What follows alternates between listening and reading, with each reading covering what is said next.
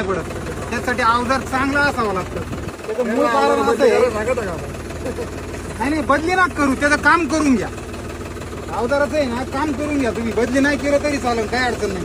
काय होतं अवजार प्रमाणापेक्षा जास्त खाली लागलं तर काय करतं ते अवजार हे टॉपलिंगला हे स्प्रिंगात दाब येतं. स्प्रिंगात दाबल्या का लगेच तुमचं अवजार आहे ना ऑटोमॅटिक वर येतं. त्यांनी कुठं हात नाही लावलेला पहा. हे बघा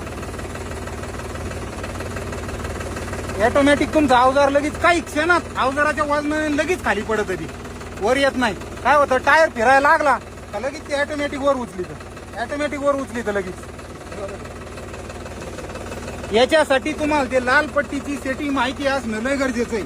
ती जर तुम्ही मला सांगा ती जर समजा तुम्ही असं ती जर तुम्ही अशी पूर्ण खाली लोटून दिली आणि तुम्ही जर नुसतं पिवळीवर खालीवर करीत बसले तर याच्यावर किती जरी नाचले तरी होईन का 3 काय उपयोग होणार आहे त्याचा? काही ट्रॅक्टर तुमचा 60 HP असला 90 HP असला तर काय उपयोग होतो?